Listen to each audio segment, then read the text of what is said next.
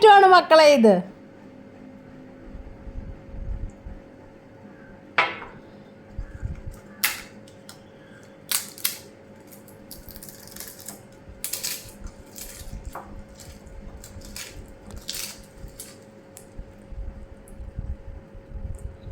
അമ്പമ്പോ taste പറഞ്ഞറിയിക്കാൻ വയ്യായേ. ഇതാണ് നമ്മുടെ പഴം കൊണ്ടുണ്ടാക്കുന്ന ഒരു പായസം. പ്രഥമനൊക്കെ അങ്ങ് മാറി നിൽക്കും.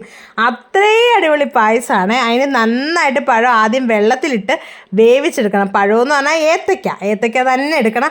അതിനകത്തോട്ട് ശർക്കര പാനിയാക്കി അതും ഒഴിച്ച് നന്നായിട്ട് വേവിച്ചെടുക്കണേ. വെള്ളത്തിലിട്ട് കുറച്ച് നേരം വേവിച്ചിട്ട് വേണം ശർക്കര പാനിയാക്കി എടുക്കാൻ. അത് നന്നായിട്ട് വെന്ത് കുറുകി വരണം. അപ്പോഴത്തേക്ക് അതിനകത്തോട്ട് ഒഴിക്കാനുള്ള തേങ്ങാ ചിരുകി പാലെടുക്കണം. 1 പാല് മാത്രം മതിയേ. അതിനകത്തോട്ട് വറുത്തിടാൻ നന്നായിട്ട് നെയ്യ് ചൂടാക്കി കുറച്ച് അണ്ടിപ്പരിപ്പ് മുന്തിരിയും കൂടെ ഒരു അലങ്കാരത്തിന് കിടക്കട്ടെന്നേ നമ്മുടെ കൂടെ ഇതൊക്കെ. അത് നന്നായിട്ട് വഴട്ടിയെടുത്ത് അതിനകത്തോട്ട് ഒഴിക്കണം. അപ്പോഴത്തേക്ക് കണ്ടില്ലേ നമ്മുടെ ഏത്തയ്ക്ക കുറുകി വെന്തിരിക്കുന്നത്. കാണുമ്പോൾ തന്നെ അതിൻ്റെ മണവോ. അതിൻ്റെ കൂട്ടത്തിൽ 2-3 ഏലക്കയും കൂടിടണം. ഞാൻ ഏലക്കാപ്പൊടിയല്ല ഏലക്ക ഇട്ടത്.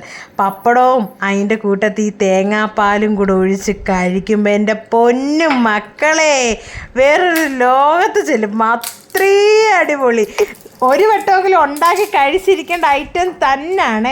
ഞാനിങ്ങനെ പല വീഡിയോസിലും കണ്ടിരുന്നെങ്കിലും പക്ഷേ ഇത്രയും ടേസ്റ്റ് ഉണ്ടാവുമെന്ന് ഞാൻ ഒട്ടും പ്രതീക്ഷിച്ചില്ല. ഇഷ്ടപ്പെട്ട സബ്സ്ക്രൈബ് ചെയ്യാൻ മറക്കല്ലേ. ബൈ.